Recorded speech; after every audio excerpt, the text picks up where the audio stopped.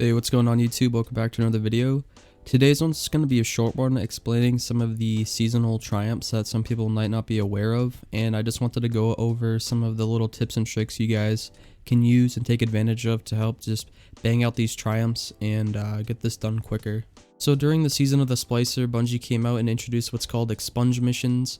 So for anybody who doesn't know, in case you're curious about them, what they are basically just mini short missions with a boss at the end that you need to kill.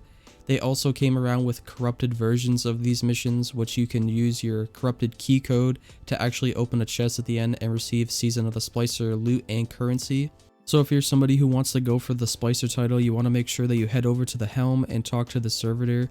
Mythrax speaks through the servitor and he'll give you the Splicer quest that you need to follow along with. Upon completing the quest, you'll have to go do an expunge mission at the end of it. And there's normal and there's corrupted versions of these expunge missions.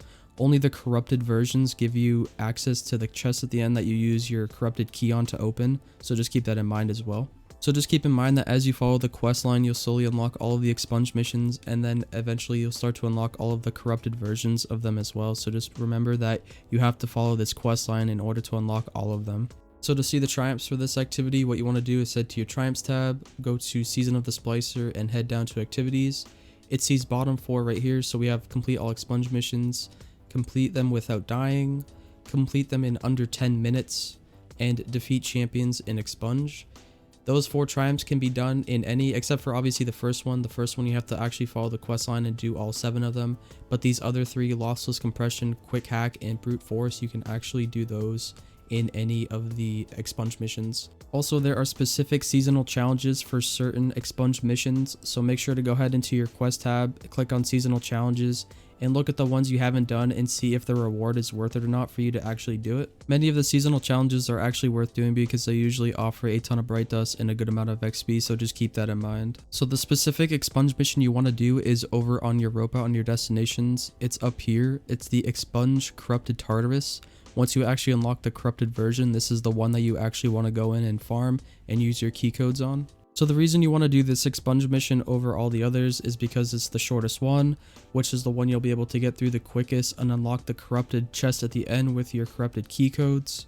And with it being the shortest one of them all, it also has a higher chance of you getting it done flawlessly, which you can also help knock out that triumph as well. I'm not sure if you're in a fire team and somebody else dies, if that screws up your credit for it. However, I do know that for the champion one, if somebody tags it and then another person kills it, you still will get credit for killing that champion in here. So there are 2 overload taken hobgoblins. So there's not a ton of champs in this one, but if you do this one constantly, you'll eventually accumulate towards those 30 champions you need to kill in there for that specific triumph. But don't hold me to it that if somebody on the fire team dies, if that screws up your flawless. I don't think it does because I'm pretty sure it pertains to each individual character, but just want to double check that. Make sure you check that triumph in case you do run this with a partner and one of them does die. And lastly, I just wanted to touch up on the corrupted key codes themselves because I feel like there's a little bit of confusion around that.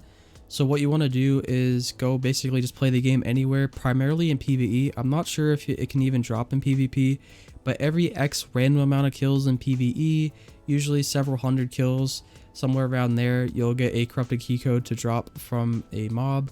However, this is totally random. It can drop literally after 2 kills. It could be 1,000 kills. It's totally random how often these things drop. Just keep in mind that once you see it, you want to go pick it up and fill up your inventory. If you don't, it'll go to your postmaster, but just keep in mind you can hold up to 10, so 5 on your character and up to 5 in the postmaster.